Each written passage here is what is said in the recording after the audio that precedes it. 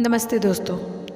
एक बार भगवान विष्णु जी से नारद जी ने कहा कि प्रभु, जो आपकी भक्ति करते हैं, आराधना करते हैं, वो इतना दुख में क्यों रहते हैं, और जो आपकी भक्ति नहीं करते, आपका नाम नहीं लेते, वो बड़े पैसे कमा रहे हैं, धरती लोक पर बड़े आनंद से रह रहे हैं, ऐसा क्यों?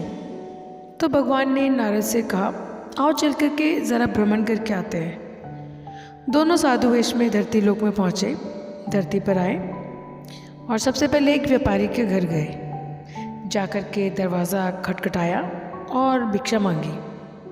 तो व्यापारी आया, दरवाज़ा खोला और बिगड़ने लगा, गुस्सा करने लगा कि तुम कहाँ से आ जाते हो मुँह उठा करके, ये कोई आश्रम है? यहाँ भोजन वोजन नहीं मिलता, जाकर के मेहनत करो, कुछ कमाओ। बहुत कुछ कहने लगा उल्टा सीधा व्यापारी, धंधा बना रखा है, बहुत अपशब्द कहने लगा। दोनों वहाँ से चल दिए।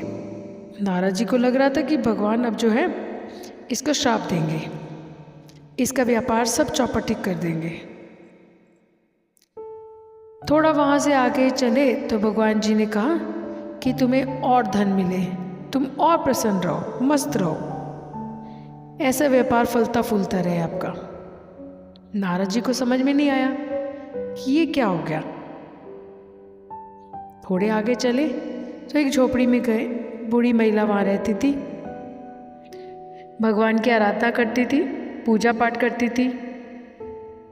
उनके घर में झोपड़ी के बाहर गाय बंधी हुई थी। वहाँ जाकर के उन्होंने आवाज़ लगाई, भिक्षाम देई। माता जी आए, उन्होंने कहा भोजन तो नहीं करा सकती, लेकिन हाँ गाय का दूध पिला सकते हैं, आपके लिए मैं उसका इंतज़ाम कर सकती हूँ। गिलास दूध का लेकर आए, आसन बिछाया, दोनों साधुओं को बड़े सच्चे मन से, बड़े अच्छे से उन्होंने दूध पिलाया। माता जी ने कहा आप बस आशीर्वाद दे करके जाइए कि मेरा जीवन इसी तरह से चलता रहे, मैं भक्ति करते रहूँ। बहुत कुछ ऐसे कहने लगी। दोनों जो साधु वेश में आए थे, भगवान जी और नारद जी, वहाँ से चल दिए। थोड़ा सा आगे गए तो भगवान पीछे पलटे झोपड़ी की तरफ और कहने लगे कि तुम्हारी जो गाय है वो कुछ दिनों में चल बसे। इस तरीके से उन्होंने जब कहा तब नारद जी को बड़ा अजीब लगा कि ये अब क्या कह रहे हैं। जो व्यापारी जो था वो हमें गाली देकर के हमें भगा रहा था, जो हमें उल्टा सीधा कह रहा था, उसके लिए आप कह रहे हो कि उसका और पैसा मिले और व्यापार फले फूले, मस्त रहे। और जो माता जी ने हमें प्रेम से, हमारे लिए इतना आदर सत्कार से हमें दूध का इंतज़ाम किया, हमारा आदर सत्कार किया, उनको आप कह रहे हो कि तुम्हारी गाय चल बसे। तब विष्णु भगवान बोले, वो व्यापारी हमेशा धन के बारे में सोचता है, व्यापार के बारे में सोचता है, और अंत समय में भी वो पैसा, धन, व्यापार के बारे में ही सोचेगा, और अगले जन्म में वो अपने सर्प योनि में ही जन्म लेगा, अपनी तिजोरी के नीचे ही बैठा रहेगा। और वो बूढ़ी माता जी ने, जो मैंने कहा कि आपकी गाय जो है वो चल बसे, मैं नहीं चाहता कि जो वो अंत समय में भी गाय का ही चिंता करने लगे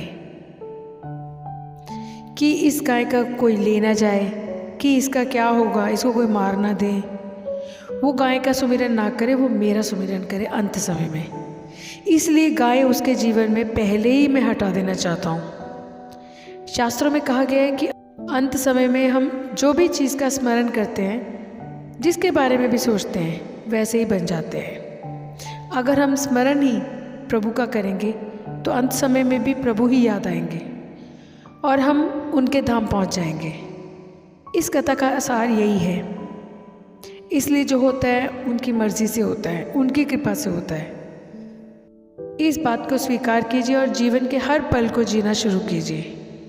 वो कहते हैं कि अगर आपकी समस्या जहाज जितनी विशाल है, तो याद रखिए कि प्रभु की कृपा भी सागर जितनी विशाल होगी। उम्मीद करती हूँ ये वीडियो आपको अच्छी लगी होगी। कमेंट बॉक्स में ज़रूर लिखना नारायण हरि। और वीडियो को अंत तक देखने के लिए दिल से धन्यवाद। मैं हमेशा कहती हूँ अपने माता पिता का हमेशा ख्याल रखिए। जय श्री विष्णु।